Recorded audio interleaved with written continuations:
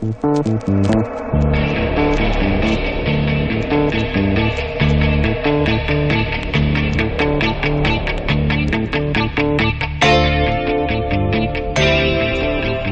김어준입니다. 검찰은 미르재단, K스포츠재단 사건을 형사부에 배당했습니다. 롯데그룹 한곳 수사에도 특수부를 대거 투입하는 검찰이 주요 재벌들이 총망라된 이 사건에 일반 형사사건이 잔뜩 쌓여있을 형사부를 배정하는 건 수사 안 하겠다는 말과 같습니다. 그럼에도 언론은 본격 수사 착수라고 보도합니다. 이런 보도는 아무 보도도 하지 않는 것보다 더 나쁩니다. 실제와는 정반대인 겉모습이 진짜인 줄 알게 만들기 때문입니다. 이런 걸 사기라고 합니다. 김어준 생각이었습니다.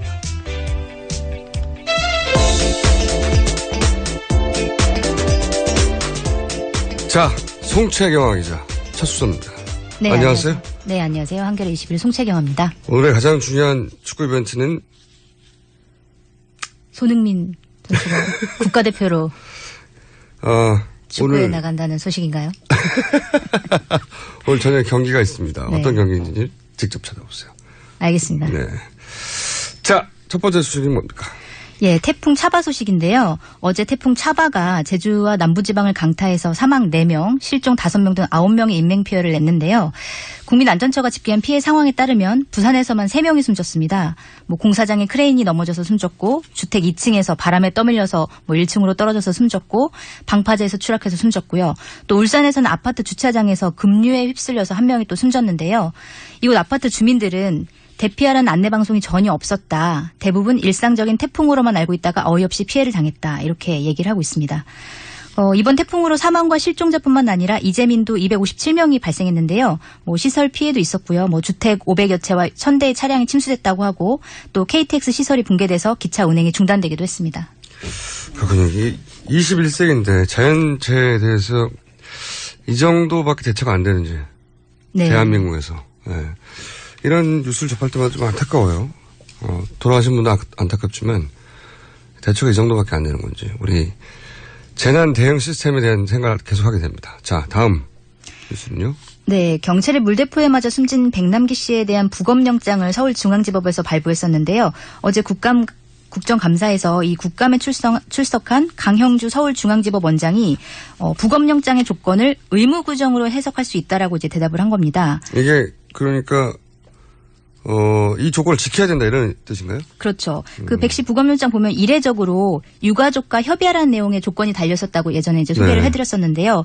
이게 의무냐 아니냐 그런 논란이 그동안 벌어져 왔었는데 법원장이 의무 규정이다 이렇게 대답을 한 거죠. 그러니까 협의하라는 것이 만약에 유가족이 동의하지 않으면 네. 어쩔 수 없는 거냐 네. 아니면 반드시 꼭 이런 협의를 하고 그게 지켜지지 않으면 안 된다. 네. 이런 의무냐고 물어봤는데 의무라고 해석하는 게 맞다라고 네, 답을 하셨는데 근데 저도 좀 법조인들에게 물어봤는데 네. 그런데 만약에 이것을 경찰이 어겼어요.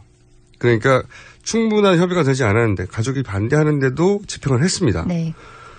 그럴 경우에 그 다음 과정이 뭐냐. 그랬더니 이제 그럼 당연히 가족들이 반대할 거 아닙니까? 네. 막아설 것이고. 네. 그럼 공무집행 방해가 되겠죠. 공무집행 방해가 되고 나면 소송이 벌어질 수 있죠. 그게 공무집행 방해냐 아니냐. 네. 그때 이 영장의 조건을 잘 지켰냐 안 지켰냐를 따지는 거죠. 네네. 문제는 뭐냐면 그 사이 부검은 끝난다는 겁니다. 아, 강제 집행이 이루어졌으니까 네. 이미. 그러니까 이게 잘 한 일이냐 못한 일이냐 제대로 된 거냐 아니냐 의무냐 아니냐 해석도 네. 중요하지만 실제로는 강제 집행을 하고 이미 부검이 끝난 이후 몇 개월 후에 재판 옳았느냐 재판 과정에서 따질 일이기 때문에 네. 사실은 부검영장이 발부되지 않았으면 유가족 입장에서 가장 좋았겠지만 이미 발부됐기 때문에 막을 방법이 법적으로 현재는 없다. 네. 라는 게 법조인들의 이야기더라고요. 네. 그렇지만 이게 위법성 논란이 강제 집행에 대한 위법성 논란이 있기 때문에 경찰에서도 약간 부담은 가지겠죠. 강제 집행에 대한. 부담을 가지는 정도로는 막아지지 않을 것 같아요. 저 개인적으로는 이 집행될 가능성이 대단히 높다. 저는 이렇게 생각합니다. 그러니까 언론에서 많이 보도됐기 때문에 집행되지 않지 않을까 하는 예상하는 분도 있겠지만 개인적으로는 그렇게 생각합니다. 자, 다음 뉴스는 뭡니까?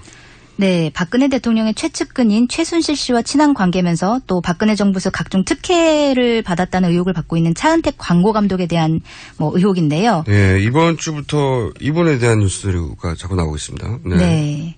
지난 5월에 박 대통령이 이란 순방 당시에 태권도 시범단인 K-스피릿이 시범을 공연을 했었는데요. 네, 이건 많이 보도됐죠? 네네. 네. 그때 그 시범 공연을 담당했던 업체가 더 플레이그라운드라는 업체인데 네. 이 업체의 대표가 이제 차은택 감독한테 들은 얘기를 어제 JTBC가 보도를 한 건데요. 뭐라고 얘기를 했냐면 업체에 돈이 곧 들어올 건데 그 돈의 돈줄은 바로 재단이다라고 차은택이 얘기했다라고 그 업체 대표가 얘기를 한 겁니다. 그 돈줄이 재단에서 나온다. 네. 그러니까 대통령 순방 행사를 했는데 그 돈줄이 어디가 될 거냐, 정부가 지급할 거냐, 청와대냐, 뭐 등등 아니다 재단이다.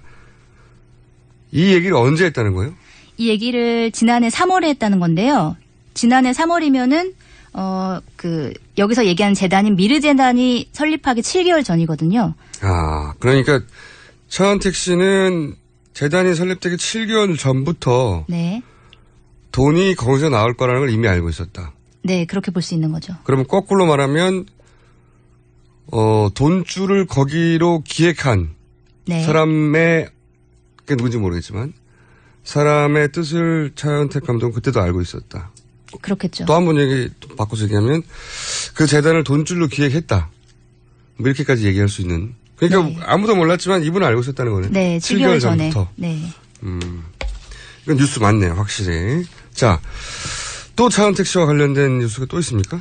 네, 차 감독이 지난해 자신이 관여하는 업체에서 대통령 홍보 기획안을 만들도록 지시했다는 의혹도 제기됐는데요. 이 회사의 전 직원은 평소 차 감독이 대통령을 VIP라고 얘기하면서 만나러 간다 이런 얘기를 자주 했었다 이렇게 밝혔습니다. 그 당시만 하더라도 그냥 CF 감독 정도였는데 대통령을 자주 만난다고 주변 사람들이 얘기를 했다. 네, 그 차은택 씨 주변 지인들 얘기들은 굉장히 끊임없이 언론을 통해서 나오고 있는데요. 뭐 밤에도 대통령을 독대한다, 뭐 한 달에 한 번씩 만나러 다닌다 이런 얘기들을 지인들한테 했었다는 얘기들이 여기저기 언론에서 많이 보도가 되고 있는 상황입니다. 그거는 이제 이렇게 생각할 수는 또 있죠. 그러니까 본인의 위상을 강조하기 위해서 네, 좀 뻥튀기를 했다라고 해석할 수도 있지만 이건 확인할 길이 없습니다. 네, 그렇죠. 사실, 확인할 길이 없죠. 본인이 부인하고 있습니다. 당사자 그 대상이 대통령이기 때문에 네. 확인할 수가 없는 거죠. 현재로서는. 그러나 어쨌든 차 감독이 그렇게 얘기를 여러 사람이 한 것은 지금 확인되고 있는 거죠. 네, 그렇습니다. 그렇군요. 그리고 차 감독이 대통령과 관련된 일을 또 한 개 드러난 게 있습니까?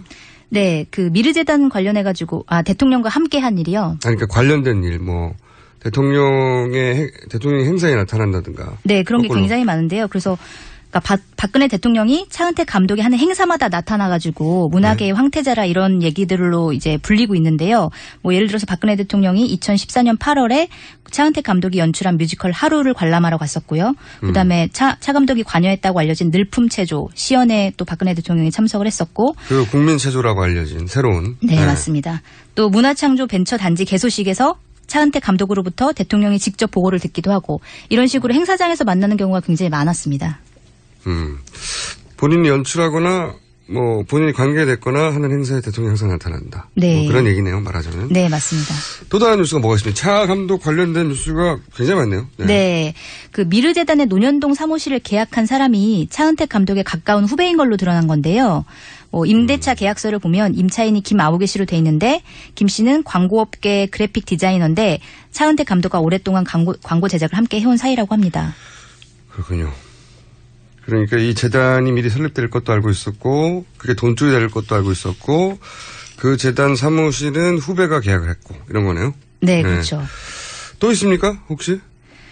차은택 감독이 누구냐 이런 얘기들이 굉장히 많이 나오고 있는데 아까도 말씀드렸다시피 박근혜 대통령이 행사에 참석했다는 것뿐만이 아니라 차은택 감독 같은 경우는 정부 인사에도 엄청난 영향을 발휘한다 이런 얘기들이 많이 들고 있는데요. 실제로 그런 드러나는 게 있어요? 네, 그 차 감독의 어떤 인맥을 보면은 차 감독이 이제 조감독으로서 본격적인 경력을 시작한 영상 제작 업체 영상인이라는 게 있는데 이 업체의 대표였던 김종덕 홍익대 교수가 2014년 8월에 문체부 장관이 됐습니다. 아, 그러니까 차 감독과 인연을 맺었던 사람이 네. 문체부 장관이 됐다. 네네. 또? 그리고 또 어제도 잠깐 말씀드렸는데 같은 해 12월에 차은택 감독의 외삼촌인 김상률 숙명여대 교수가 청와대 교육문화수석이 됐었죠. 네, 그리고 차 감독 본인도 2015년 8월부터 올해 3월까지 창조경제추진단장 및 문화창조융합본부 단장을 맡았습니다. 그렇군요. 주변인들은 정부 주요 요직에 갔고, 네. 그리고 재단과 관련해서는 깊숙이 관여되어 있다고 볼 수 있는 여러 정황 증거가 나오고 있고. 네, 맞습니다.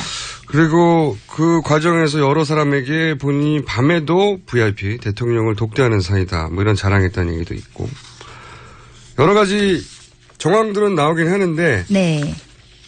본인은 다 부인하고 있는 거죠? 네, 어제 동아일보랑 인터뷰를 했는데 지금 차 씨는 차 감독은 웹드라마 제작하느라고 중국에 있다고 하는데요. 최순실 씨와의 관계에 대해서 묻는 질문에는 그분에 대해서는 저는 드릴 말씀이 없다. 이렇게 얘기하고 또 한 번도 박근혜 대통령과 독대한 적이 없다. 이렇게 얘기를 했다고 합니다. 부인하겠죠, 당연히. 네. 자, 하나 정도만 더 할 수 있을 것 같은데요. 네. 네, 알겠습니다. 미르재단과 K스포츠재단과 관련된 전경유착 의혹이 계속되고 있는 전경련을 해산해야 된다는 목소리가 계속 나오고 있는데요. 어제 국감에서 새누리당 유승민 의원이 전경련을 발전적으로 해체하는 게 맞다. 이렇게 얘기를 했습니다. 이게 이제 보수 진영에서는 참 나오기 힘든 이야기인데.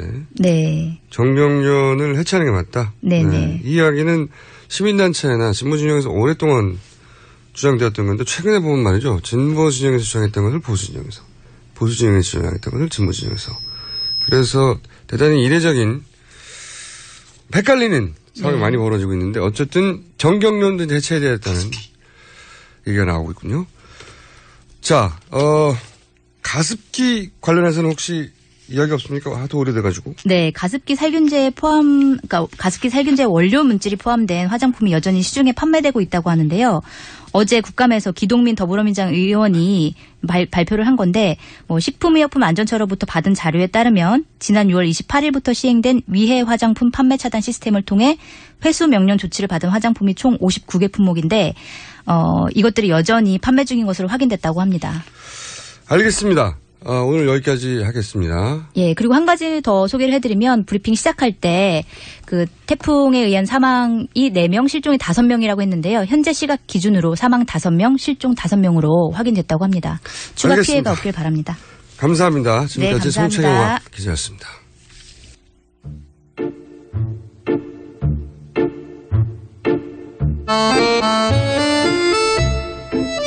네, 지난주 첫 순서를 진행하고 나서 크게 화제가 됐던 코너입니다. 내부자 둘.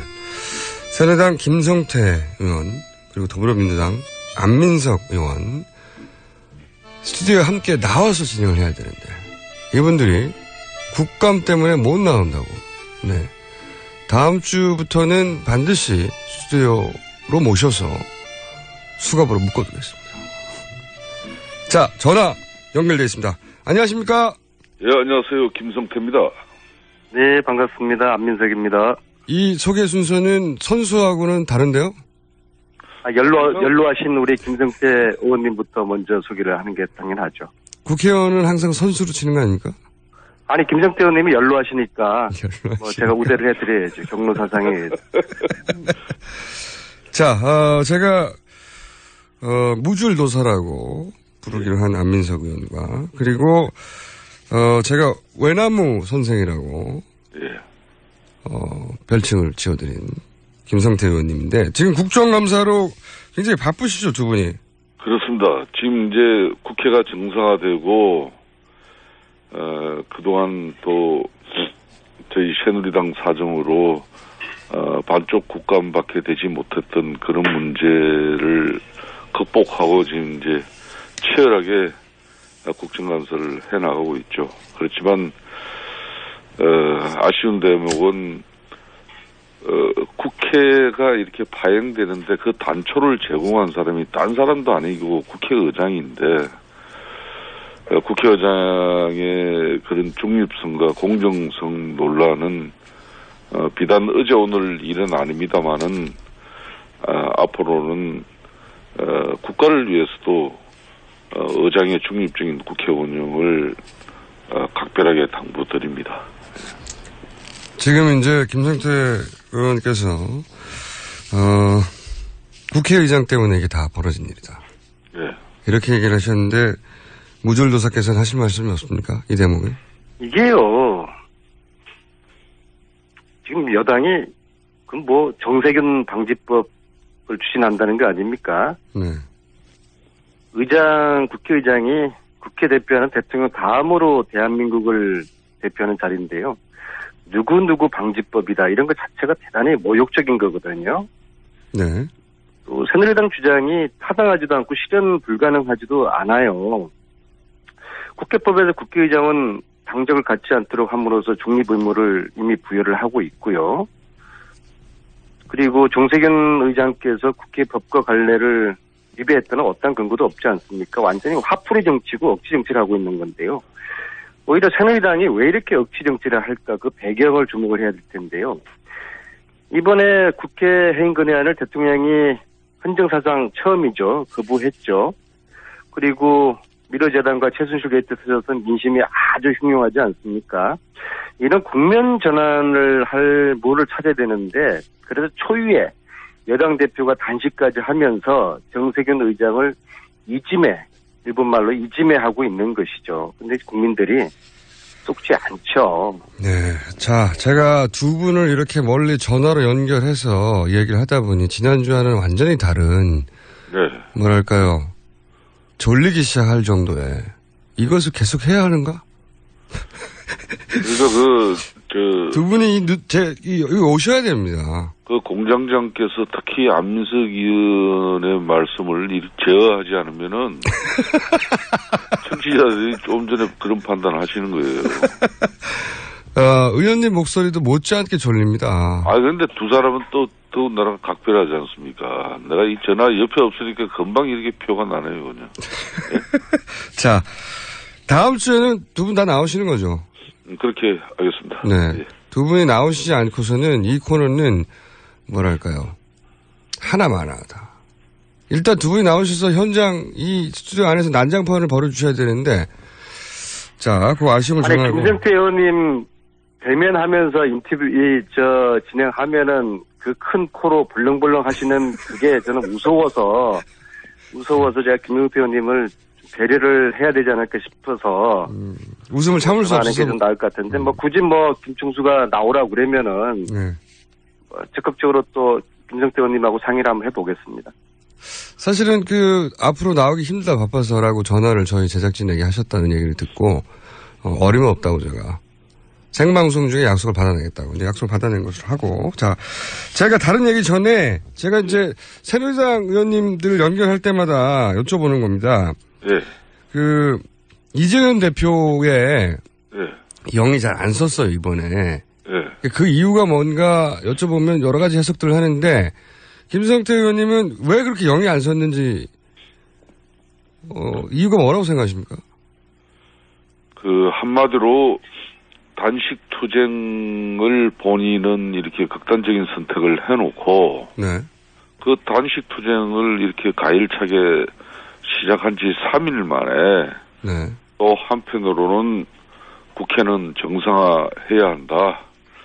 싸우는 것은 나 혼자 싸울 거니까 당신들은 국정감사에 충실히 임해달라. 이게 이제 이정현 당대표의 정확한 메시지인데 네. 동료애로서 그냥 혼자 싸우게 내버려 둘 수 없었다는 게 전체 새누리당 당시 의원들의 동료들의 그런 입장이었죠. 그게 맞다 틀리다 이걸 논하고 싶지는 않습니다만은 좀 전에 안민석 의원께서도 지적을 했습니다만은 집권당은 숙명적인 한계가 있습니다. 그러니까 정세균 국회의장이 아무리 중립성과 공정성의 논란이 일어날 수 있는 어떤 그런 국회 운영을 대표하셨다 하더라도 집권당으로서는 국정 운영을 뒷받침해야 되고 또 무한한 국정 운영에 대한 책임도 져야 되기 때문에 이번 국감까지 이렇게 파행시키면서 한 도리는 국민들에게 상당한 비판을 저희들이 맺지 못한다는 거 잘 알고 있고, 이 자리를 빌어서 죄송하다는 그런 말씀도 꼭 드리고 싶습니다. 그러니까 제가 궁금한 것은 이정현 대표가 왜 영이 안 쓰냐, 말을 안 듣냐. 영은 좀 전에 이야기했지 않습니까? 동료애 때문에 영이 안 쓴 거고. 제가 한번 말씀드려볼까요? 네. 야당 입장에서요? 네. 여당이 완전히 봉숭아 학당이 돼버렸어요. 봉숭아 학당이요? 네. 그 학당에서는 훈장의 이야기를 그 학생들이 말을 들을 리가 있겠습니까? 그리고 보십시오. 특히 이제 저는 김영우 국방위원장이 당론과는 다르게 이 상임위를 하려고 하지 않았습니까? 그래서 여러 의원님들이 그거를 거의 준감금 상태까지 만류를 하시고, 거기 김성태 의원님 왜 그러시는지 모르겠는데 그 사진이 있더라고요. 그래서 이제 그거를 정론을 어겼으니까 김영우 의원을 징계하겠다는 거 아닙니까? 근데 이건 한마디로 조폭 정치라고 저는 생각을 해요. 왜냐하면은 당론이 국민 여론보다 우선할 수는 없지 않습니까? 설사 당론을 어겼더라도 국민 여론에 부합하는 정치인의 판단과 결단은 국민들에게 칭찬을 받는 일이거든요. 그런데도 지금은 이 새누리당에서는 김영우 위원장에게 벌을 주겠다고 하는데, 이런 봉숭아학당에 대해서 국민들은 김영우 의원에게 상을 주려고 하고 있거든요. 자, 그러면 학당에. 그래서 봉숭아학당에서는 1차적인 목적이 국민이 아니라 대통령 지키기가 그뿐인 것 같아요.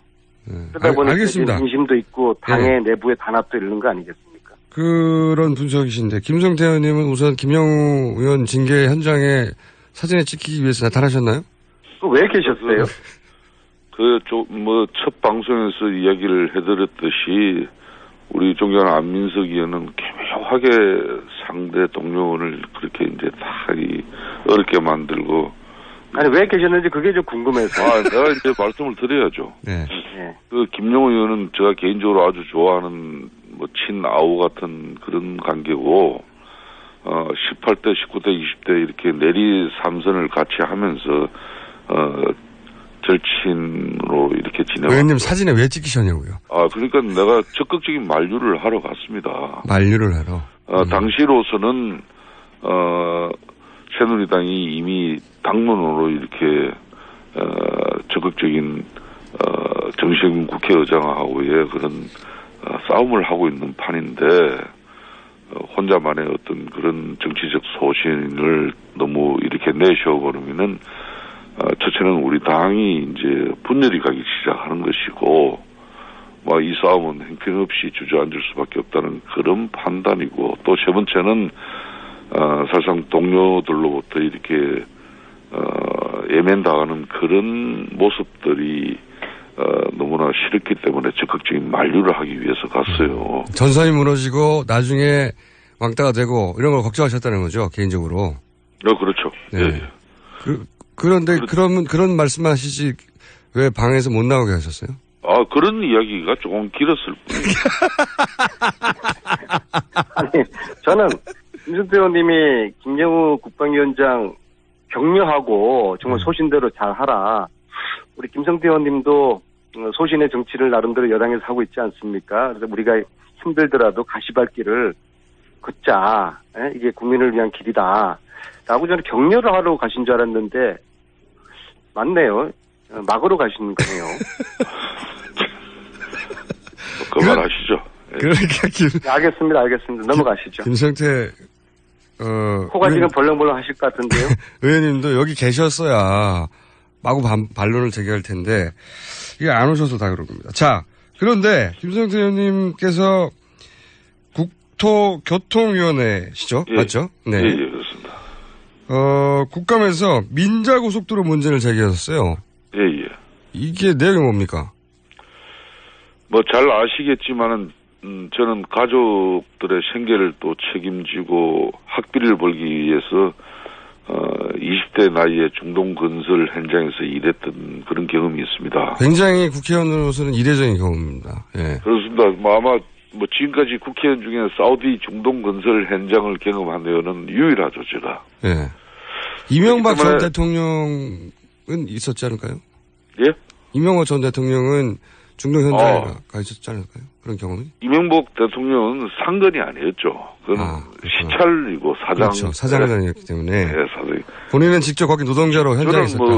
뭐 상당 기간 거기서 직접 일을 했죠. 몇 년이나 계셨습니까? 2년 채 안 되게 있었습니다. 그렇습니다. 그런데 저는 지금도 저 정치의 모토가 그 당시에 절박했던 마음입니다. 그렇기 때문에 국정감사도 이건 민생감사다 생각하고 있고 그런 측면에서 이 민자고속도로도 계속 지속적으로 문제를 제기하는 건데 최근 3년간의 민자고속도로 이렇게 적자 보전을 위해서 국고가 무려 1조 원이 투입됐어요. 그러니까 국가 재정으로 건설한 도로공사의 도로보다도 요금도 무려 1.8배나 비싼 민자고속도로에 3년 동안 정부가 적자 보전을 위해서 1조를 투입했다는 것은 이거 국민들이 납득하지 못하는 거죠. 그렇죠. 요금은 요금대로 비싸게 주고 다른 민자고속도로를 세금은 세금대로 쓰고요. 네. 세금은 세금대로 왜 주느냐 이런 이야기죠. 그런 게 이제 민자고속도로를 신속하게 건설을 하고 뭐 또 민자고속도로에 투자한 그런 컨소시엄에 대한 뭐 이런 적당한 이윤을 보장해주는 과거의 제도 때문에 이런 건데 지금은 이제 이 MRG라는 제도가 없어졌습니다. 뭐 그렇지만은 과거에 잘못된 정부 정책 때문에 이런 서민 주머니를 털어서 민자도로 사업자들 배불리는 이런 형태의 과거의 민자고속도로 사업은 잘못됐기 때문에 지금이라도 상식적이지 못한 민자고속도로는 협상을 정부가 다시 해서 그 민자고속도로를 도로공사 그러니까 재정고속도로로 편입을 시켜서라도 좀 고쳐달라는 게 제 입장이죠. 알겠습니다. 그 국감에서 박수 받을 만한 문제 제기를 하신 건데, 그죠? 예. 무술도사님 그걸 의원님, 김 의원님 제가 칭찬을 하려고 박수 받을 만한 일이라고 하면. 본인이 맞습니다 하시면 안 되죠. 감사합니다. 안민석 의원님에게 제가 아이고 김 의원님 박수 받을 만한 일 아니냐고 제가 물은 겁니다. 그 말씀을 제가 좀 드리려고 했는데요. 본인 스스로가 자찬을 하시는 바람에. 자찬을 하시는 바람에. 굉장히 좋은 문제 제기 하셨고요. 예. 꼭 잘 좀 야당 의원님들도 협력해서 됐으면 좋겠습니다. 그러면 이제 김 의원님이 한번 돋보였으니까 안 의원님도 돋보일 만한 사안들이 최근에 쏟아지고 있긴 합니다. 그쵸? 이거는 그 최순실 씨 사건 자체를 처음으로 국내에서 제기하신 분이고 그리고 지금도 계속 남들은 제기하지 못하는 부분들을 계속 제기하고 있어요. 한 가지만 소개해 주세요. 없어요? 저 혼자 정치라는 게 제 개인 종목이 아니라 네. 팀 종목이기 때문에 네. 이번에는 우리 여러 의원님들과 함께 여러 진실을 밝혀내고 있는데요. 이게 워낙 게이트라는 거는 속성상 10분의 1만 밝혀내도 많이 밝혀지는 건데 이번에는 현재까지 거의 반의 반 정도는 밝혀진 것 같아요. 그러니까 우리 야당 의원님들과 언론들이 잘 규명을 하고 있는데요. 우선 보면은 설립 과정에서의 문제, 허위 서류를 밝혀냈고 가짜청에 밝혀냈고 문체부가 출장 서비스까지 했다는 걸 밝혀냈고 청와대가 주도해서 강제 각출했다는 기업의 제보를 얻어냈고 이 과정에서 최순실 씨가 아주 깊숙이 개입하고 주도했다는 정황들도 밝혀냈고 또 안종범 청와대 정책조정수석이 기업 각출을 주도했다는 또 기업의 정언도 우리 노웅래 의원님이 밝혀냈고요. 특히 대통령의 해외 순방이나 관심 사업에 두 재단이 특혜를 아주 많이 받았다는 의혹도 확인을 했고요. 자, 그래서 이제는 이 문제는 이제 청와대가 수사 지시를 해야 될 차례인데 그 딱 찰나에 이런 의혹이 진실로 확인되어 가는 찰나에 정경련이 갑자기 재단 해산을 결정을 합니다. 근데 이 재단 해산 결정을 정경련이 독자적으로 했다고 보는 국민들은 아무도 없을 것입니다. 증거 인멸을 시도한 것이고 분명히 청와대와 교감이 있었을 거라고 저와 국민들은 보고 있습니다. 자, 의원님. 이 부분은 저희도 저희 방송에서도 여러 차례 보도를 했는데 저희가 이제 제대로 아직 실어보지 못한 것은 여당이 국감에 등장하지 않았기 때문에 그동안 여당인 이 사안에서 어떻게 말하는지를 전달할 기회가 없었어요. 김 의원님.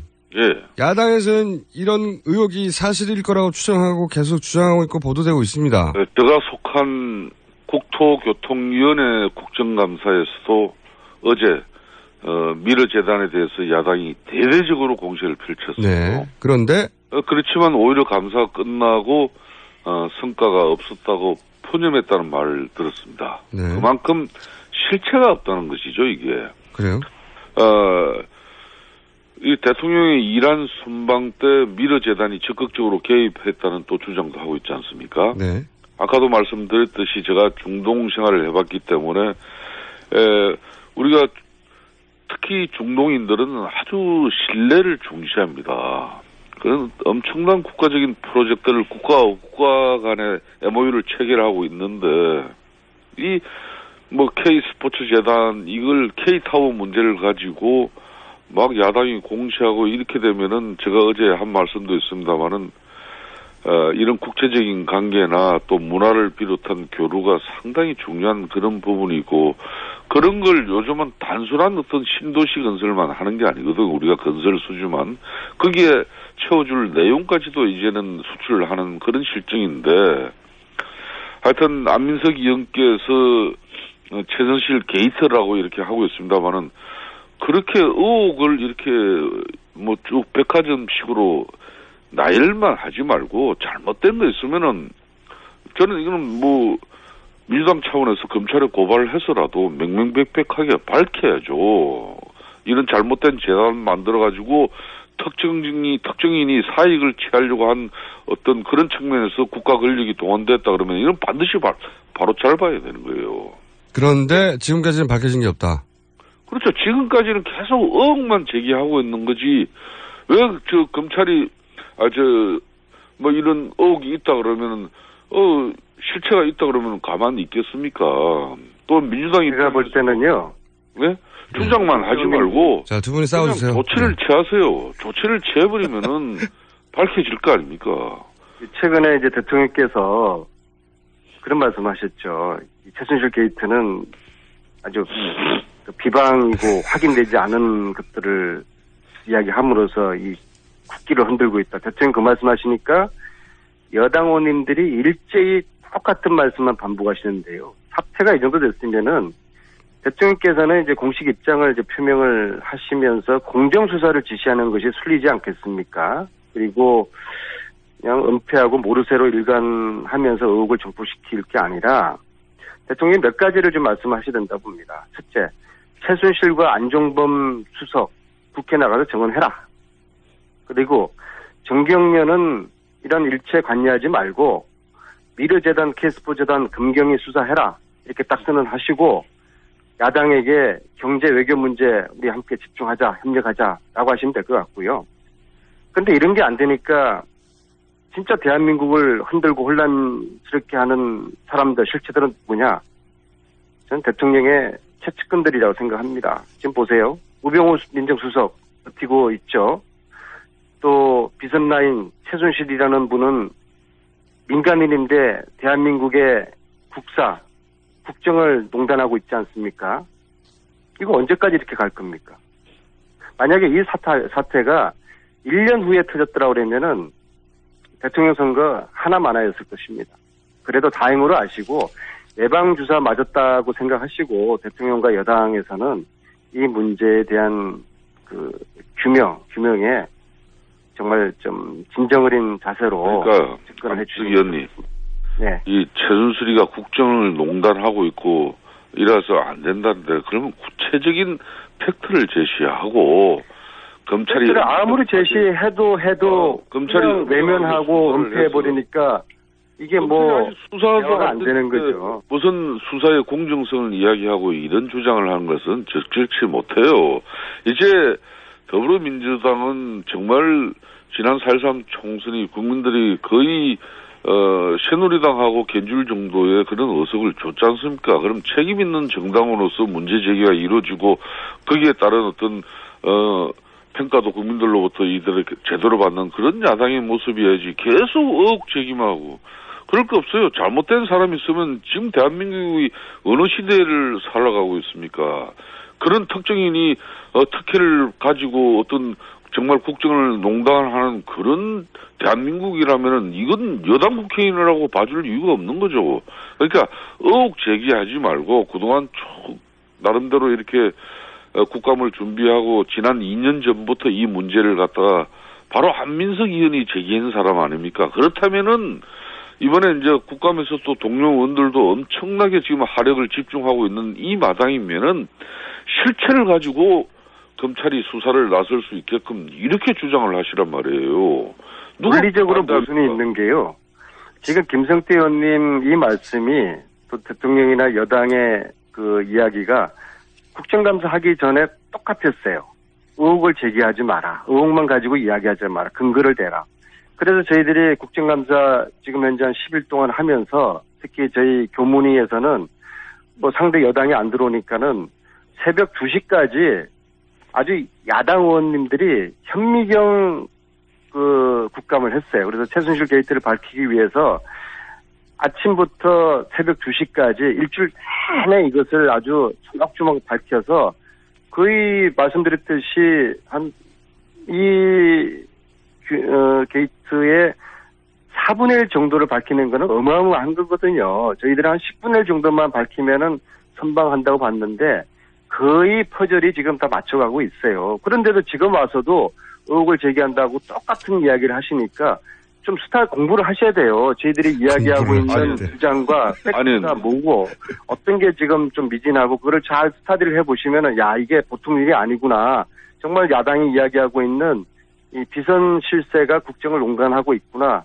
이것을 한 70~80%는 공감하실 거예요. 그럼에도 불구하고 무조건 뭐 의혹이라고 그냥 때를 쓰시니까 이게 대화가 안 되고 특히 이런 와중에 여당의 대표라는 분이 들어놓고 단식하시고 이냥 단식하시려고 그러면은 기본은 10일은 하셔야 되는데 한 3~4일 정도부터 그냥 들어놓으셔가지고 이렇게 체력이 약한 여당 대표가 어떻게 국정을 하겠습니까? 여당 대표 하시기 전부터 체력부터 좀 보완하시고 보강하시고 난 다음에 여당 대표 하셔야 되는 거죠. 그러니까 이게 뭐 야당이 국민들 대상으로 이야기할 수밖에 없는 거죠. 여당하고는 뭐 대화가 김 의원님 기다리실 필요 없이 이재명 대표님 빨리 해보고 계시길 바라겠습니다.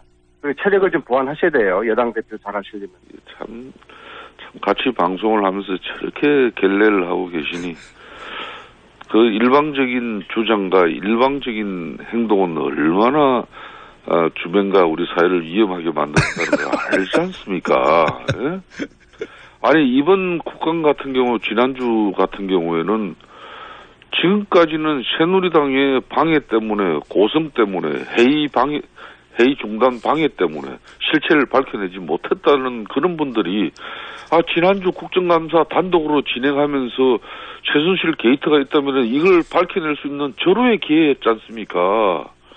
그렇게 맨날 며칠을 해놓고도 왜 그 실체를 의혹 수준을 4분의 1, 10분의 1 밝히는 것만 목적했는데 4분의 1 밝혔다는데 왜 4분의 1만 밝혀요? 그냥 최소한 절반 이상 밝혀가지고 검찰도 수사를 하지 않으면 안 될 그런 상황까지 몰고 가야죠. 근데 그 상황이 지금까지도 실체가 없는 행태의 주장과 의혹으로서 이렇게 계속되고 있는 거예요. 자, 그럼 김 의원님 제가 한 가지만 여쭤볼게요. 물어보세요. 네. 그 제기된 의혹이 단 하나도 이상할 게 없는 걸 제기한 겁니까? 아니면 사실은 뭐 좀 이상한 게 있긴 있지? 이렇게 생각하십니까? 저는 개인적으로 반드시 이상한 게 있죠. 어떻게 그 재단 설립이 아니 뭐가 이상한 게 있죠? 말씀 한번 들어봐요. 재단 설립이 그렇게 짧은 시간에 그렇게 신속하게 이루어져서 네. 그 많은 재단에 그런 기금이 모금될 수 있도록 네.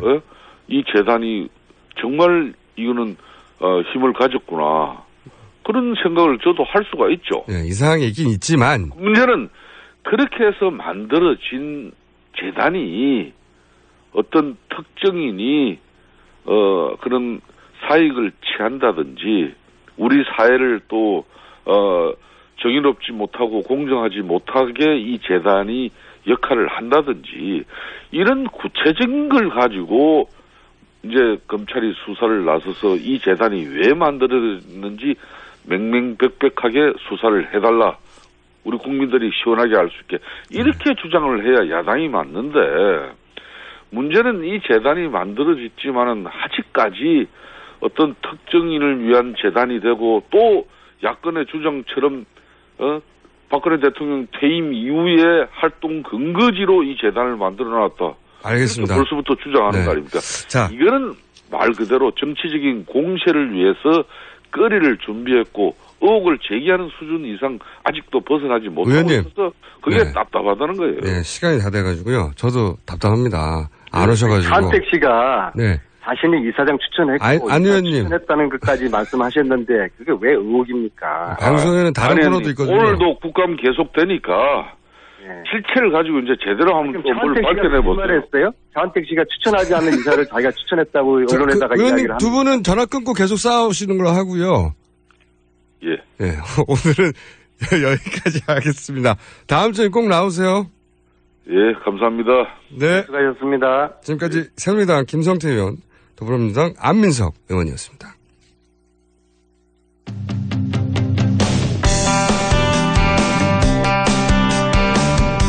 어제 검색어 1위가 태풍 차바였습니다. 수도권에 사시는 분들은 어느 정도의 피해가 있었는지 감이 안 잡히실 텐데요.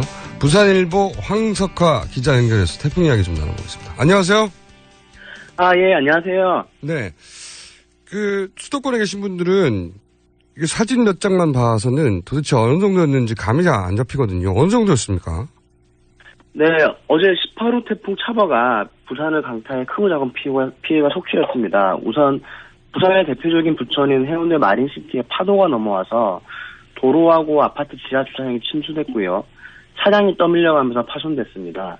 부산 전역에서도 양구 수영구 등에서는 가로수가 뽑혀나갔고 사하구와 해운대구에서는 옥상에 물탱크가 떨어지는 사고도 발생했습니다. 일부 지하차도는 장대비에 침수됐고요. 또 바람에 날리던 물체가 전선을 건드려서 5일 오전 한때 2만여 가구가 정전됐습니다. 인명피해도 있었는데요. 이날 오전 11시쯤에 영도구 고신대 기숙사 공사장에 타워크레인이 넘어졌습니다. 이 사고로 하청업체 근로자 59살 오모 씨가 숨지는 등 총 3명이 사망하고 5명이 부상을 입었습니다. 제가 본 사진 중에는 아파트 단지에서 물고기가 잡혔다. 이게 어떻게 해서 그런 일이 있을 수 있는 거죠? 바닷물이 들어온 겁니까? 네, 아파트 내 물고기가 발견된 곳은 해운대구 마린시티입니다. 바닷물이 방파제를 넘어오면서 물고기까지 넘어온 걸로 추정이 되는데요. 전화가 갑자기 끊긴 것 같습니다. 네, 지금 저희가 연결했던 분은 부산일보의 황석화 기자님이고, 18호 태풍 차바가 수도권에 계신 분들은 실감하실 수 없겠지만은, 상당한 피해를 남겼고, 그리고 아파트 단지에 물이 들어와서 물고기가 잡힌 상황이 대체 어떻게 된 거냐 하는 질문을 하던 와중이었는데 다시 연결됐습니다. 네. 계속 이어가 주시죠. 네. 아파트 내 물고기가 발견된 것은 해운대구 마린시티입니다. 바닷물이 방파제를 넘어오면서 물고기까지 넘어온 걸로 추정이 되는데요. 네. 방파제가 굉장히 높잖아요. 그걸 넘어온 겁니까, 물이 그러면? 네, 맞습니다. 이게, 당시 파도가 10m 정도까지 쳤기 10m 요? 때문에. 네. 그래서 이게 파도가 이렇게 방파제를 넘어온 겁니다. 10m면 쓰나미급 되는 거 아닙니까, 이게? 쓰나미가 정확히 어느 정도인지는 모르겠는데 하여튼 굉장히 높게 파도가 쳤습니다. 그 방파제를 물이 넘어와서, 바닷물이 넘어와서 아파트 단지에 물고기가 떨어지고 잡히고 그런 적이 이전에도 있었습니까? 예전에는 물고기까지 넘어온 적은 제가 들어보지는 못했는데, 과거 태풍 때도 이게 아파트에 물이 넘어와서 도로가 침수된 사례는 몇 번 있었습니다. 대표적으로 2002년 태풍 루사가 왔었고요. 2003년에는 매미, 그리고 2010년 덴무, 2012년 볼라벤하고 삼바가 부산에 상륙했을 때에도 마린시티가 침수가 돼서 한 100억 원 가량 재산 피해가 발생했습니다. 그런데 그렇게 매년 있어 왔으면 왜 계속 물이 넘치게 내버려 두는 거죠? 부산시에서 그래서 이 여기를 침수를 방지하기 위해서 지금 용역에 착수하고 있는 중이고요. 그리고 넘친 지 10년 넘었는데 지금 용역에 착수하는 것도 이상하지 않습니까? 그렇습니다. 지금까지 계속 주민들이 피해 방지 대책을 마련을 요구를 했는데 이게 국비 마련이라든가 이런 것들에 좀 차질을 빚고 있기 때문에 아직까지 지연이 되고 있는 실정입니다. 여하간 이번에는 그런 과거 전례를 비춰보더라도 이례적으로 물고기가 넘어올 정도였다. 네, 맞습니다. 네. 워낙 이 태풍이 수도권에는 영향을 미치지 않아가지고 사실 실감이 잘 안 나가지고 저희가 어느 정도 피해였는지 직접 연결을 해본 겁니다. 그러면 저희가 시간이 다 돼가는데 오늘이 부산국제영화제 개막하는 날이잖아요. 예, 맞습니다. 그런데 이렇게 부산에 전반적인 큰 피해를 입힌 태풍 때문에 제대로 일정이 소화되는가 하는 의문을 가질 수가 있는데. 네. 태풍 차바가 오늘부터 개막되는 부산국제영화제에도 영향을 미쳤습니다. 영화제 야외 행사가 진행되는 해운대 해수욕장 비프빌리지 컨테이너 구조물이 바람에 파손이 됐습니다. 애초 비프빌리지에는 오픈토크, 핸드프린팅 이런 행사 등이 진행될 예정이었는데요. 하지만 이제 비프빌리지가 파손이 되는 바람에 이들 모든 행사가 영화의 전당 두레라운 광장에서 열리는 것으로 변경이 됐습니다. 알겠습니다. 영화제, 예. 저희가 시간이 다 돼서 여기까지 하겠습니다. 네, 알겠습니다. 지금까지 부산일보 황석하 기자였습니다. 3부에서 다시 뵙겠습니다.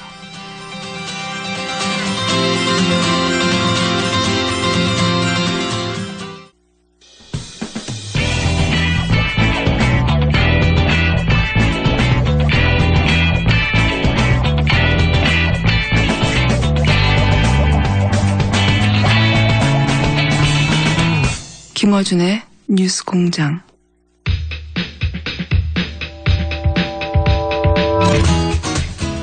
야심차지 않은 코너가 하나도 없습니다만은 이 코너는 각별히 야심차입니다. 왜냐하면 국제 뉴스를 다루는 시사 뉴스가 시사방송이 굉장히 드물어지고 있고 다루더라도 미국, 일본 위주로 다루고 있지만 세상은 넓습니다. 오늘 얘기할 주제 중에 하나인 중동 지역. 사실은 섬나라처럼 우리하고 완전히 단단한 것 같지만 땅이 다 연결돼 있어요. 만약에 우리가 분단만 안 냈으면 자동차 타고 갈 수 있는 곳입니다. 이곳이. 자, 그런 이야기, 미국과 일본이 아닌 세상의 이야기 다룰 이 코너의 주인공 르몽드 디플로마티크. 굉장히 고급집니다. 네, 읽어도 무슨 얘기인지 잘 몰라요. 편집장 하셨고 편집위원이시고 사단법인 인문결 연구소 소장님 임상훈 소장님 나오셨습니다. 안녕하십니까? 네, 안녕하십니까? 제가 남을 부러워하는 경우가 거의 없거든요. 네. 아무리 저보다 잘생겨도 제가 더 잘생겼다고 생각하고 없는데 소장님의 그 머리가 부럽습니다. 백발이신데 두뇌 아니고요. 두뇌는 아니고, 네. 두뇌는 딱히 저보다, 네. 그리고 이 백발에 약간 장발이신데 굉장히 고급진 메모. 제가 꼭 갖고 싶으나 가질 수 없는. 부럽습니다. 네. 나중에 사진 한번 찾아보시기 바랍니다. 굉장히 고급집니다.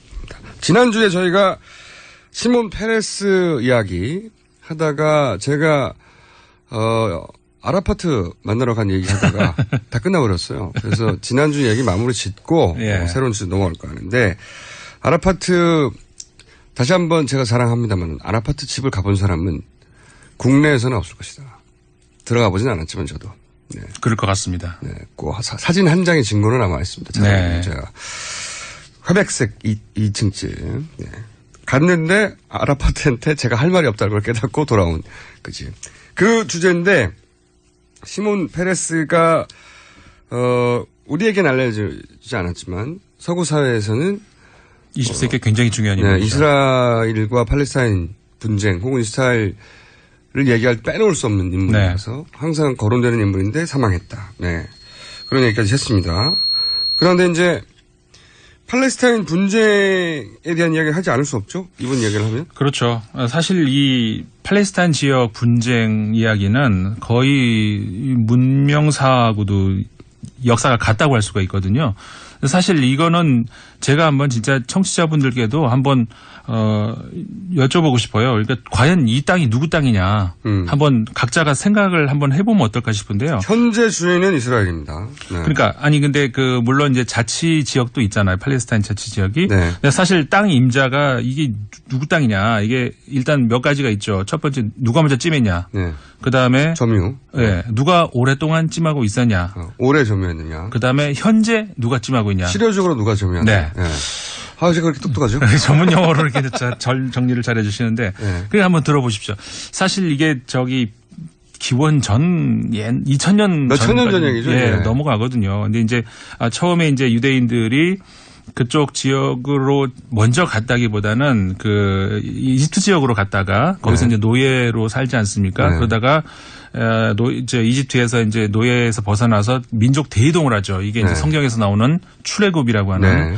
그러면서 이제 가나안 땅으로 가는데 그게 이제 BC 14세기 정도 되는데 그 아주 비슷한 시기에 팔레스타인인들도 그 안으로 들어옵니다. 네. 그러니까 팔레스타인은 북쪽에서 오고 유대인들은 남쪽에서 가고 그래서 이제 그 팔레스타인 지역에서 만나는데 그러니까 당연히 이제 분쟁이 있겠죠. 200년 동안 분쟁이 있다가 거기서 최종적인 승자가 이제 유대인들이 되는 거죠. 흔히 말하는 우리 알고 있는 다윗 왕이 시대에 이제 그 되면서 그 이후로 한 1000년 정도를 그 유대인들이 거기 이제 주인으로 살고 있습니다. 그러다가 로마인들에 의해서 쫓겨나죠. 네. 기원 후 한 135년쯤 돼서 그 이후로 한 2000년 정도를 팔레스타인인들이 그 땅에서 살게 되는 거죠. 네. 그 다음에 이집트 점유한 기간은 그러니까 팔레스타인 사람들이 더 길어요. 그렇죠. 그러니까 누가 먼저 내 땅으로 삼았냐 이거로 따지면은 이스라엘이 먼저 삼았고 하지만 도착은 같이 했고 첫 싸움은 졌고 그렇죠. 하지만 그 이후에는 팔레스타인이 더 오래 거기를 점유했고 그렇죠. 훨씬 2배 오래 살았고 네. 그다음에 20세기에 와서는 그 다시 분쟁이 일어나는데 그 유엔에서 중재를 해가지고 서로 이제 따로 살아라. 그러니까는 이쪽 그 팔레스타인이 양쪽으로 떨어져 있지 않습니까? 저 서한 지구하고 가자 지구하고. 그러니까는 그렇게 되면은 현재는 그러니까 양쪽이 다 같이 살고 있고 그러니까 이게 되게 판단이 애매해진다는 거죠. 게다가 그 과정에서 서구 열강이라고 할 네. 영국, 프랑스가 굉장히 잘못한 게 그렇죠. 둘 다 비밀리에 약속을 했어요. 네. 그렇죠. 둘 다 나라 세워줄게. 이게 1차 대전 때 이야기인데 1차 대전 때 영국이 아주 어떻게 보면 비열한 짓을 한 거죠. 네. 뭐냐면은 당시에 이제 오스만 제국이 이제 1차 대전에 참가하지 않습니까? 지금의 터키. 예. 네. 그 오스만을 견제하기 위해서 양쪽으로 이중 약속을 해주죠. 네.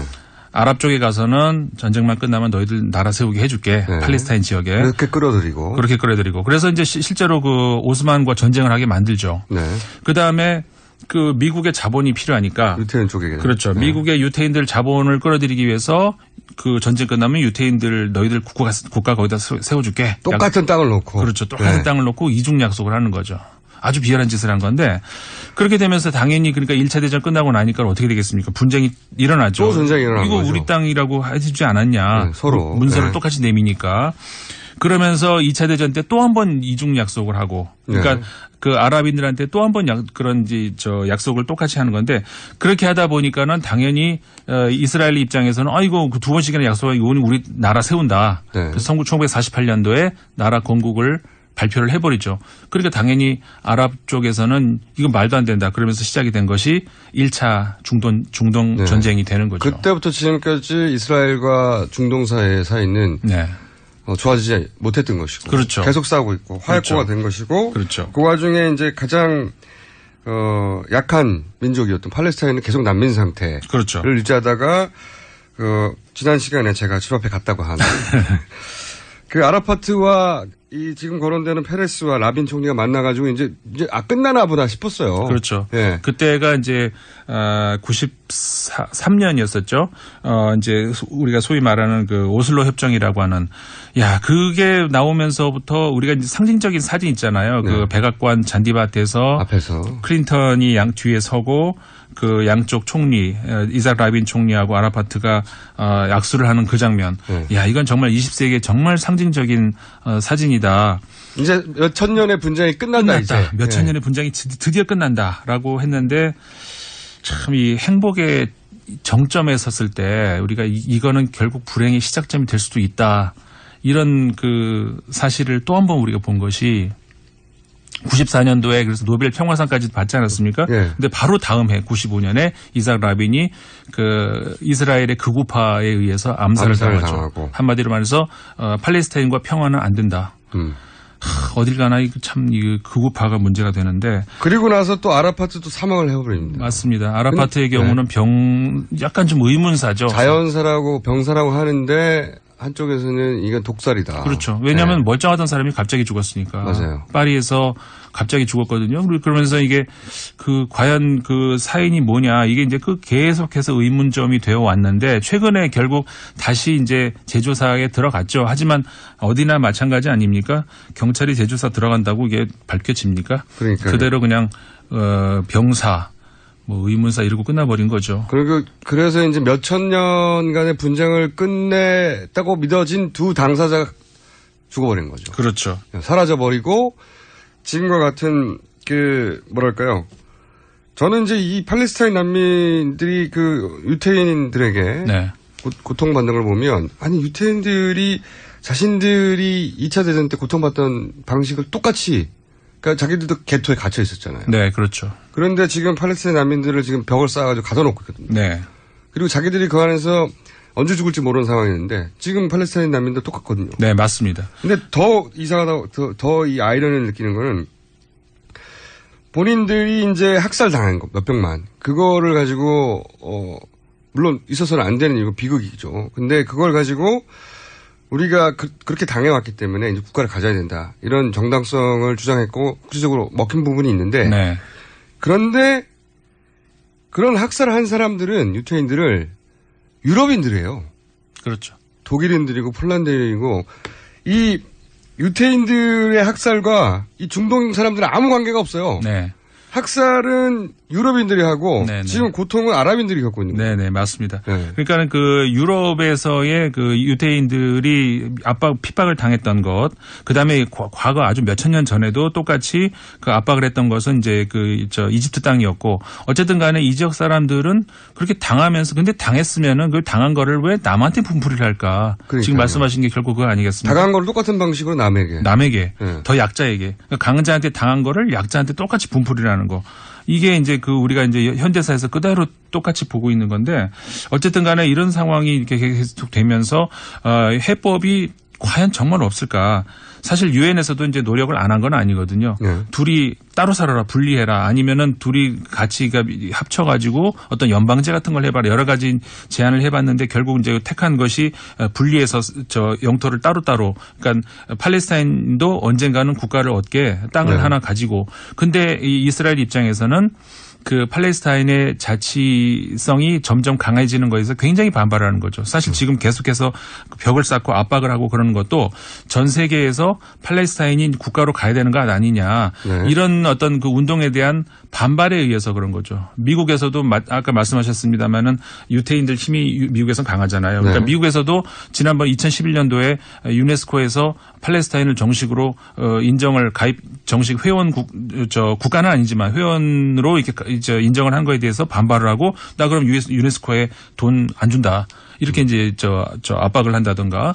그러니까 그 이후로도 원래는 그러니까 이 엔터티라고 영어로 해 가지고 이제 하나의 어떤 뭐라고 할까요? 자치기구 단체에서 스테이트 하나의 국가 형태로 이제 가기로 유엔에서도 대부분의 국가들이 승인을 했거든요. 네. 여기서도 미국이 또 반대를 하고요.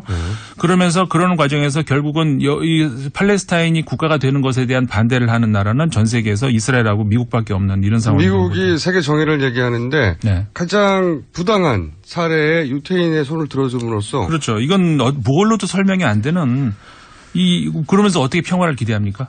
그 역사를 상징하는 인물 중에 한 분인 시몬 페레스가 지난주에 사망했기 때문에 네. 이스라엘 역사를 짧게 짚어본 것이고 자, 이스라엘 역사에 대해서는 앞으로도 국제뉴스가 등장할 때마다 저희가 다루게 될 수밖에 없는데 네. 다음 주는 최근에 등장한 뉴스 중에 다음 주에 집중적으로 한번 다뤄봐야지 네. 하는 국제뉴스는 어디입니까? 다음 주는 우리가 이제 남미로 가볼까 하는데요. 남미에서 콜롬비아. 콜롬비아 우리나라 사람들이 또 콜롬비아에 대해서는 잘 알아봐야 좀 아사라비아 콜롬비아 이 정도 아니겠습니까? 근데 사실은 거기서 빵 터지신 분. 예, 인문결 연구소 이론 인문학자 아싸라비아. 예. 근데 이제 여기가 사실 몇십 년의 분쟁을 겪고 있는 지역이거든요.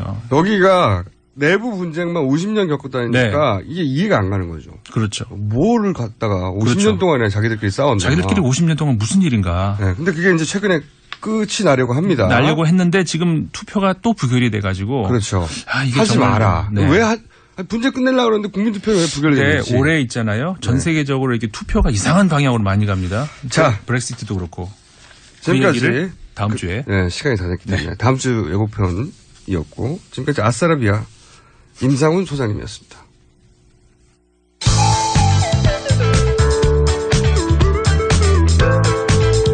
김어준의 뉴스 공장은 방송통신심의위원회 심의 규정을 준수합니다.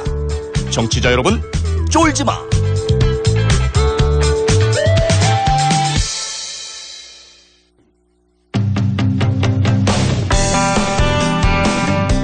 네, 인터뷰 두 번째 공장입니다. 더불어민주당 등 야3당이 어제 백남기 씨 사망사건 진상규명을 위한 특검 요구안을 국회에 제출했습니다. 이전까지의 특검과 다른 상설특검안인데요. 이 사안 관련해서 국민의당 김관영 원내수석 부대표 연결해서 이야기 나눠보겠습니다. 안녕하세요. 네, 안녕하세요. 김관영입니다. 네, 일단 이 상설특검과 그동안의 특검의 차이가 뭔지 잠깐 설명해 주십시오. 네, 이제 상설특검이라고 하면 그동안은 특검을 하려면 별도의 특별법을 제정을 해서 네. 그 특별법이 국회를 통과해서 매번마다 그때마다 하나의 특검을 할 때마다 법을 하나씩 만들어 왔었는데 네. 2014년에 특검을 앞으로 할 때는 이 법에 근거해서 절차에 근거해서 합시다. 이렇게 여야가 합의를 해서 2014년 6월에 상설특검법이 시행이 됐습니다. 그러니까 기본적인 사안은 다 이미 이제 법으로 정해둔 거거든요. 네, 그렇습니다. 일단 시간을 절약할 수 있고 또 다른 점이 뭡니까? 예. 그리고 이제 어떻든지 절차가 굉장히 많이 단축이 돼서 네. 별도의 법을 만드는 절차가 필요하지 않고 네. 이미 법에 규정된 절차에 따라서 본회의에서 의결만 하면 네, 신속하게 바로 특별검사 추천위원회를 구성해서 대통령에게 후보자를 2명을 추천하면 대통령이 그중에서 1명을 정하도록 되어 있습니다. 근데 이제 과거에는 특검을 한다 만다 그때부터 이제 여야 공방이 시작됐지 않습니까? 예, 예. 네. 어느 한쪽이 반대하면 하기 쉽지 않았는데 만약에 이제 이 특검 상설특검법 하에서 이런 요구안을 제출했을 경우 지금 현재 여당이 반대를 한다. 예. 그럼에도 불구하고 이게 통과될 수 있는 겁니까? 뭐 만만치 않죠. 지금 일단은 지금 이 상설특검을 하려면 본회의의 의결을 거쳐야 되는데요. 예. 본회의의 의결이 이 상설특검을 요구하는 요구안을 이제 제출을 하게 되면 네. 이 요구안을 법사위를 거쳐서 본회의까지 가는 건지 네. 아니면 본회의에 직행하는 건지에 관한 지금 한 번도 선례가 없기 때문에 아, 그렇군요. 서로 지금 의견이 다릅니다. 그러니까 그 국회의장이 이 사안을 바로 상정할 수 있느냐? 예. 아니면 법사위를 거쳐야 하느냐가 지금 현재 상설특검법 안에는 정해져 있지 않고 전례도 없기 때문에 거기서 일단 막혔다. 예, 그렇습니다. 그래서 지금 이제 그런 논란에 좀 여지가 있기는 한데요. 어쨌든지 뭐 저희가 야당 입장에서는 이게 상설특검법의 전체 조문을 쫙 읽어보면 일반 의안이기 때문에 법사위 거쳐야 된다 이런 얘기가 나오지 않고 본회의의 의결을 거치면 이렇게 할 수 있다 이렇게 되어 있기 때문에 본회의에서 직접 처리하는 것이 맞지 않는가 이렇게 생각을 합니다마는 이제 국회에 의사국이라고 있습니다. 의안과 거기에서 유권 해석을 해서 이것이 법사위를 통과해야 되는 건지 아닌지 아마 판단할 것으로 생각합니다. 그러면 예상되기로는 만약에 이것을 바로 상정할 수 있다고 유권 해석을 해서 상정하더라도 또 새누리당에서 이건 직권상정이다. 예. 직권상정이 가진 이제 의미가 우리나라에서는 부정적으로 쓰이니까. 예, 직권상정이다 하고 논란이 크게 될 수도 있겠군요. 아마 그렇게 정치 공세를 할 가능성이 있죠. 그리고 또 정석인 의장님께서 최근에 여러 사태로 네. 조금 아마 굉장히 정치적 중립성에 대한 시비를 했지 않습니까? 새누리당이. 네네. 네, 그렇기 때문에 정 의장님이 이렇게 직권상정하는 것에 대해서 계속 압박을 하게 되면 상당한 좀 부담감을 또 갖지 않을까라는 저희들 생각이 있습니다. 그래서 어쨌든지 네. 이 부분을 저희가 여당이 계속 반대를 하는데 이거를 계속 일방적으로 밀어붙여가지고 표결을 해가지고 법사위를 통과한다든가 본회의를 통과한다든가 이런 방식을 택하기보다는 여당을 충분히 설득하고 노력을 해서 같이 합의를 해서 여당도 이 백남기 농민의 사망 사건에 대해서는 특검을 할 필요가 있겠다라고 인식을 하고 그 부분을 받아들일 수 있도록 저희가 더 설득의 노력을 해야 될 것이라고 생각합니다. 그렇지만 합의가 되기는 어렵다고는 전망이 되죠? 정치라는 것이 네. 쉬운 건 하나도 없습니다. 그러나 또 새누리당도 꼭 하기를 원하는 것들이 있기 때문에 서로 정치에 서로 협상하고 타협하고 하면서 각자가 조금씩 양보하면서 타협점을 찾아가는 것이 정치라고 생각하기 때문에요. 알겠습니다. 거기까지 희망을 잃지 않고 네, 오늘 진행되면서 다시 한번 저희가 연결하도록 하고요. 예. 일이 벌어지면 근데 이제 이 특검 대상이 그럼 뭐냐 해서 의외의 대목이 이 사망 진단서가 병사냐 외인사를 놓고 이제 논란이 크게 됐는데 이 부분은 다루지 않는다고 했는데 이 부분이 빠진 이유는 뭡니까? 이게 저희가 이 요구안을 만들 당시에 이것이 그렇게 아주 크게 논란이 안 되고 사실은 어제 그저께부터 사망진단서 작성 문제가 더 크게 많이 번졌거든요. 아하. 그리고 이 사망진단서 작성 문제는 사망에 이르게 된 진상규명과는 조금 동떨어진 겁니다. 사실은. 예, 왜냐하면 특검이라고 하는 것은 이분이 어떠한 공권력에 의한 피해를 당하고 사망에 이르게 된 직접적인 경위, 당시에 그 살수차가 운용 지침을 위반했는지 안 했는지, 또 당시 시위 진압한 당사자들이 그 지침을 제대로 준수했는지, 또 지시자들은 어떤 행동을 했고 시위 대응에 관한 규정 등을 제대로 준수했는지 등등의 내용, 그 사고가 일어났던 당시의 진상규명이 주로 초점이 있기 때문에 이미 돌아가신 다음에 사망진단서가 잘 됐느냐 못 됐느냐 하고 하는 것은 일단 특검의 직접적인 대상하고는 조금 떨어져 있기는 한데요. 아마 이거는 이제 특검을 하게 되면 이 부분도 저는 포함이 또 돼야 된다고 생각합니다. 나중에 추가할 수도 있습니까? 예, 그렇습니다. 그렇군요. 충분히 여야 합의해서 이 통과될 즈음에는 할 수가 있는 것이고요. 특검 얘기가 나왔을 때는 이게 이제 그렇게까지 큰 문제가 아니었고 그런 이유로 이제 빠졌는데 나중에 추가할 수 있다.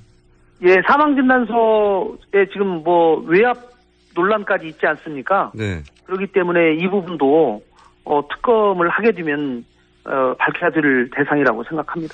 또 한 가지 궁금한 것은 의원님이 이제 법전 출신이시니까 요게 궁금합니다.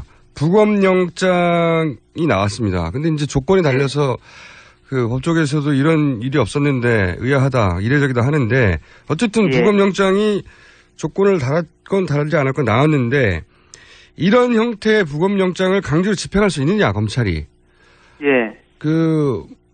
야당 쪽에서는 이렇게 해서는 이런 조건이라면 강제 집행하지 말라는 얘기다. 라고 해석하기도 하고, 검찰에서는 어쨌든 영장에 나왔으니까 강제 집행이 기본이다. 이렇게 얘기하거든요. 이거 강제 집행할 수 있는 겁니까? 아닙니까? 단도직입적으로 얘기하라면 저는 하지 않는 것이 옳다고 생각합니다. 예, 이 조건이 성취되지 않는 바에는.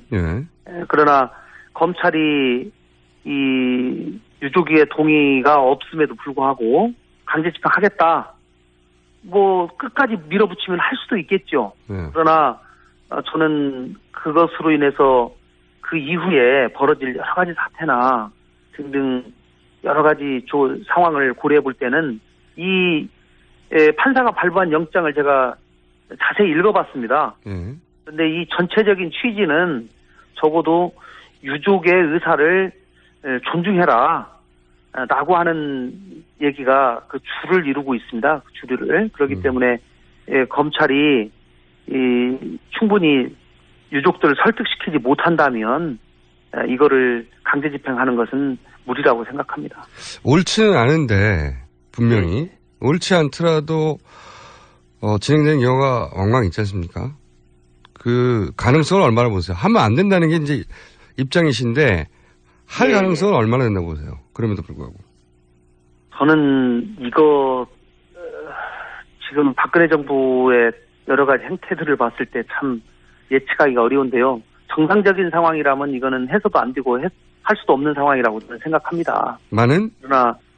그런데 이분들이 평소에 해오던 이 행태를 보면 지금 이 공권력에 의해서 돌아가신 사건을 놓고 뭐 책임지는 건 관두고 사고조차도 하나 하지 안 하고 있거든요. 사과도 하지 않고. 누구도 사과를 하지 않고 있고 이 인간에 대한 참 이 존엄 또 이 생명에 대한 존중 이런 것들에 대한 가장 기본적인 것들이 참 의심스러운 이런 상황입니다. 그렇기 때문에 그런 일이 벌어지지 않도록 여러 저희 야당도 더 관심을 가지고 상황을 지켜보도록 하겠습니다. 마지막으로 한 가지 더 궁금한 것은 어쨌든 어려운 과정을 거쳐서 국회에서 통과가 됐어요. 상설특검 요구안이. 그런데 이제 김재수 장관 해임 건의안도 통과가 됐지만 대통령께서 받아들이지 않으셨던 전례가 불과 얼마 전에 있지 않습니까? 이 특검 요구안이 통과되면 대통령이 반드시 받아들여야 되는 겁니까? 이거는 반드시 해야 됩니다. 지금 본회의 의결을 하게 되면요. 2명의 추천을 하게 되고. 법률적으로 그렇습니까? 대통령은 추천받은 날로부터 3일 이내에 그중 1명을 특별검사로 임명해야 한다라고 되어 있습니다. 그렇군요. 할 수도 있다가 아니라. 그러니까 둘 중에 둘 다 마음에 들지 않기 때문에 나는 임명하지 않겠다는 방식으로 거절하거나 또는 이렇게 공중에 뜨게 만들 수 없다는 거죠? 그러나 실제로 특별검사 후보 추천위원회에서 2명을 추천하게 되는데 이 2명을 추천할 때 통상적으로는 뭐 여당 측 1명, 야당 측 1명 이런 식으로 되게 추천을 많이 합니다. 이렇게 되면 되게 여당 측에서 추천한 사람을 되게 임명을 하는 방식으로 해서 본인의 그래도 좀 선호하는 사람을 되게 임명을 하는 방식이기 때문에 대통령이 이건 반드시 해야 되는 그런 절차입니다. 알겠습니다. 저희가 국민의당을 처음 연결했기 때문에 끊기 전에 한 가지만 여쭤볼게요. 박지원 원내대표가 과거만한 존재감을 못 내고 있다고 하는 기자들의 평가가 있는데. 그렇습니까? 저는 옆에서 지켜볼 때 굉장히 열심히 하시고 나름대로 기자들한테도 평가도 괜찮은 걸로 생각하는데. 열심히 하시는데. 저도 더 모시고 있는 사람으로서 더 열심히 분발하도록 하겠습니다. 분발해야 할 만큼 존재감이 약해진 건 사실입니까? 아니요. 저는 그렇게 생각하지 않는데요. 어쨌든지 저희 당이, 이번에, 20대 국회 원구성 협상이라든가, 추경 전국이라든가, 또 이번에 김재수 장관 해임 건의안 전국이라든가, 등등해서 저희 당이 대부분 그래도, 싸우고 있는 수당을 말리고 중재하고, 저희가 낸 중재안대로 거의 대부분이 이렇게 이루어지고 있어서, 저희는 3당으로서 나름대로 역할을 다했다고 생각하는데요. 또 그렇게 생각하지 않으시는 분들도 계시기 때문에 더 열심히 하도록 하겠습니다. 여기서부터 진짜 인터뷰가 이어져야 되는데 시간이 없어. 오늘은 맛보기 여기까지 하고요. 다음 기회에 한번 연결하겠습니다. 감사합니다. 그렇게 하겠습니다. 감사합니다. 네, 지금까지 국민의당 김관영 원내 수석부 대표였습니다.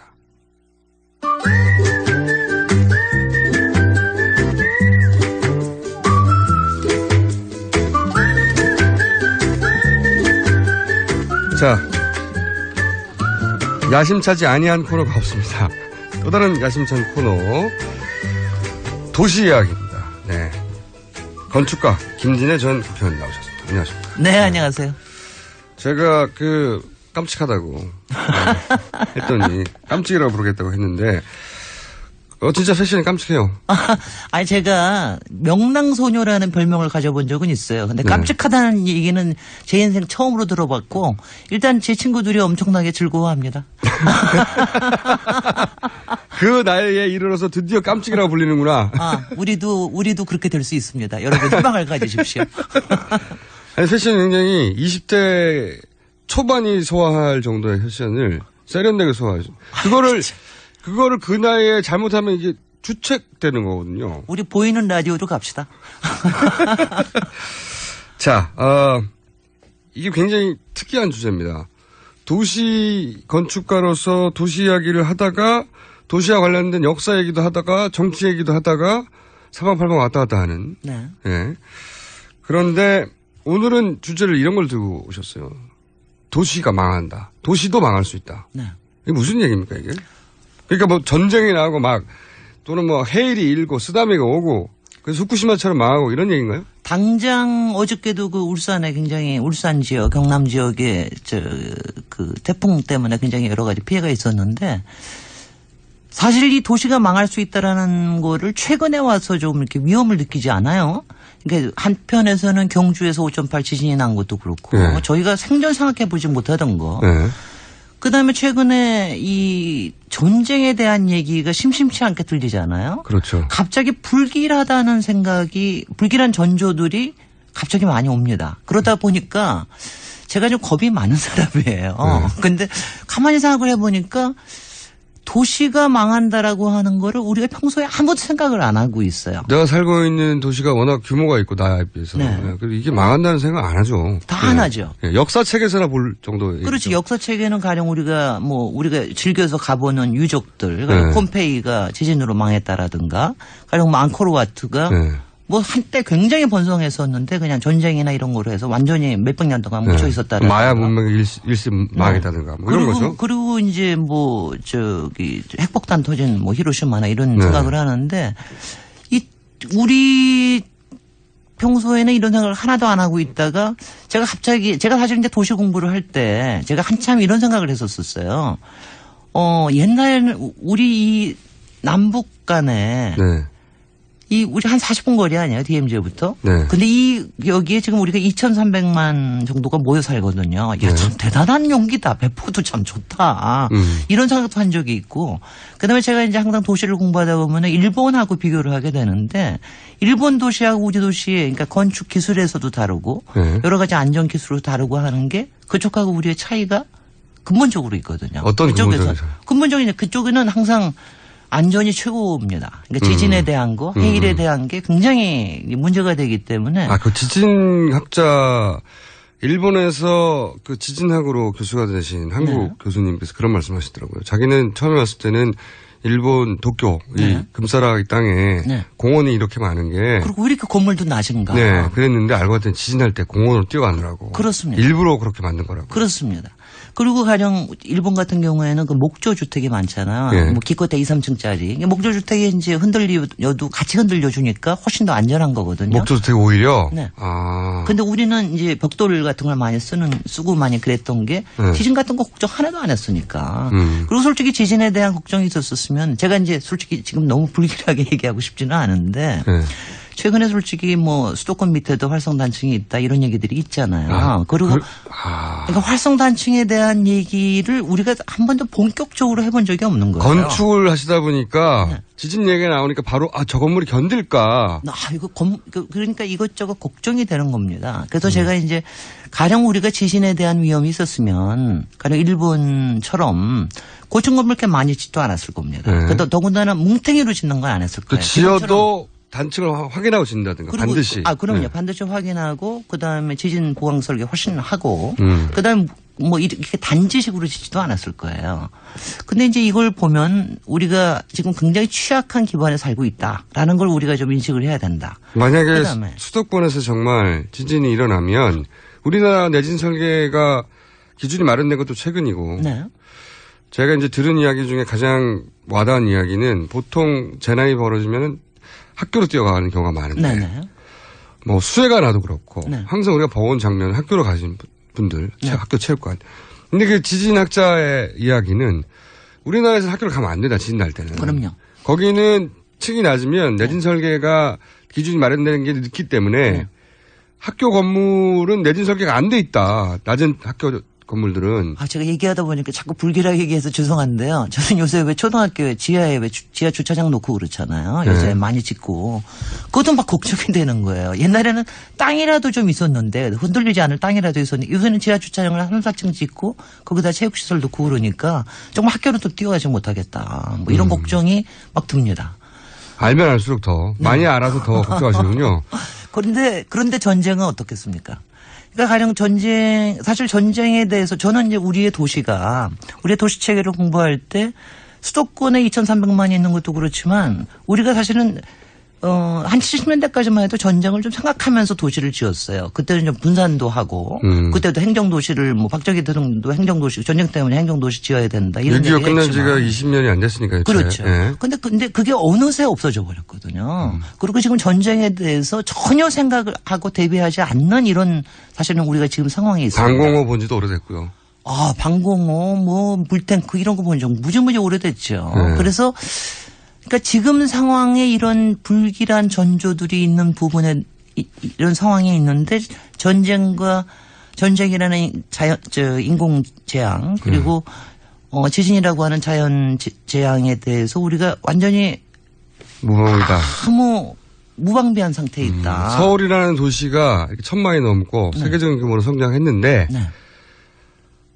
자연재해도 네. 그리고 사람에 의한 재난에도 네. 방비가 안 돼 있다 이게. 그렇습니다. 그러니까 이 부분에 대해서 우리가 좀 심각하게 진지하게 고민할 필요가 있다. 그리고 이제 세상에서 요새 전쟁 얘기도 쉽게 얘기하고 지진 얘기해도 아직도 지진 얘기 나오면 남의 얘기를 하는 분들 많거든요. 특히 수도권에서는 네. 경주나 부산에 계신 분들은 피부를 느끼시더라고요 이제. 그럼요. 예. 네. 무섭다고 계속해서 있으니까. 근데 네. 수도권은 아직 그게 피부에 와닿지 않거든요. 그렇죠. 그러니까는 이제 그런 수도권에서는 사실은 지진보다도 전쟁 걱정을 더 해야 되는 거 아닌지 하는 더 가까운데. 더 가깝고 만약 뭔가 아무리 국지전이 일어난다 하더라도 엄청나게 기억나세요? 그 예전에 수도권에서 일산에 네. 전쟁을 방비를 해가지고 아파트를 일렬로 지었다. 이런 얘기 있었을 때 그때 굉장히 많이 시민들이 화를 내고 막 그랬었습니다. 근데 저는 그때 전문가로서 말은 못했지만 사실은 그거는 당연하게 우리가 도시를 만들면서 생각을 해야 되는 거다. 이런 생각을 했었거든요. 근데 사실은 우리가 이게 도시가 영원한 게 아니다. 여하튼 간에 지금 전쟁 얘기가 계속 나오고 있으면은 우리가 지금 평소에 우리가 무슨 방비를 대고 있나 이거를 물어야죠. 지도자한테도 물어야 되고 우리 시민들이 걱정을 해야 됩니다. 그리고도 쉽게 전쟁에 무슨 모니터에서 나오는 게임식으로 생각하면 큰일 난다는 얘기죠. 네. 전쟁 얘기 이렇게 나오는데 네. 그러면 본인들이 살고 있는 도시는 그럼 전쟁 준비가 됐나? 네. 그 생각을 한 번도 안 하고 있다는 거죠. 그렇죠. 지금 이제 기껏해야 시장님이나 도지사님 요새 많이 하는 게 싱크홀 정도, 그다음에 화재, 그다음에 태풍하고 이제 홍수, 우리가 평소 많이 느끼는 재앙들 이런 것들인데 조금 더 심각한 부분. 근데 이제 제가 얘기하는 거는요. 그런 거를 방비를 한다라고 하는 게 꼭 재앙에 방비하는 것뿐만이 아니라 그게 평소에 도시의 삶의 질도 굉장히 높일 수가 있습니다. 아까 얘기하신 대로.